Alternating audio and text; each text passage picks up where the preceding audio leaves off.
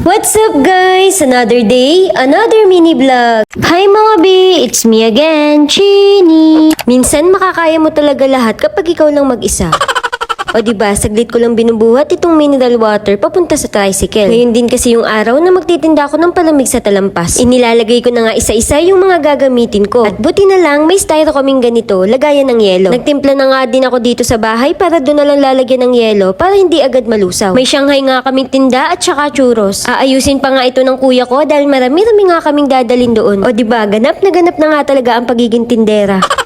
Hindi pa nga ako kumakain kaya bibili muna ako nitong tinda ni Batchoy. Ang dami nga niyang tinda tapos katabi lang ng bahay namin. Kaya naman dito na kami bumibili. Habang bumibili nga ako dito ay gumagayak pa yung mga makakasama ko sa talampas. Kumuha na nga ako ng sausawan at bala ko na lang dalin ito. May tinda nga rin pala siyang maruya kaya bumili na rin ako. Aalis na nga kami. Time check 2 PM. Habang nasa daan nga kami nakatulog na nga itong pamangking ko.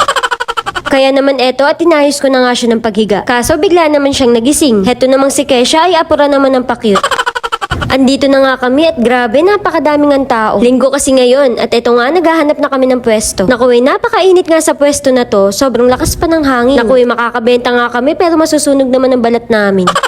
Buti na lang nakahanap pa kami ng ibang pwesto. Heto at inaasikaso na nga namin isa-isa yung mga ititinda namin. Katapos nga nun ilalatag ko na nga rin itong tarpaulin. Dinala ko na nga rin ito para may maupuan kami. Naku sobrang lakas nga talaga ng hangin at tinatangay nga ito.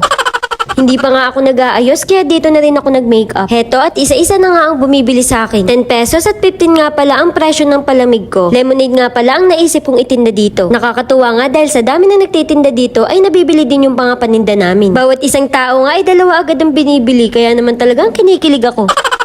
Huy, matamis kaya itong tinda ko. Kasing tamis ng pagmamahal ng asawa mo. Uy, charot. Buti na lang hindi ako yung nabili. Cheers!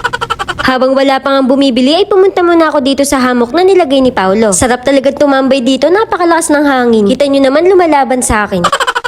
Dito na nga muna ako at tatakbo na lang kapag may bumili. Nahiga nga muna ako para mapag-cellphone. Buti na lang kahit ilang oras kami dito ay hindi kami nakaramdam ng pananakit ng tiyan. Walang CR dito, B. Maya-maya nga ay may bumili na ulit sa akin. Lagi ko nga itong nire-repilan ng yelo kaya parang hindi nababawasan. Kota ka na, B, uwi ka na. Charles! Nako, bili lang kayo. Maganda yung tindera dito. Minsan lang ako dito kaya sulitin nyo na. Charles! Oh, kita mo to si kuya. Dinaanan lang. Kahapon na nga ito at dumadami na rin yung mga tao. Syempre, tuloy-tuloy pa rin ang benta natin. Naku, chinacharot nga ako ni Colin. Bakit marami daw bumibili sa akin? Huy, matamis kaya itong palamig. Diyos mio, nandito na rin lang ito doon na. Heto at pinagtitripan na nga ako ng mga kasama ko. Sige lang, magsibili kayo. Ubusin yung tinda namin.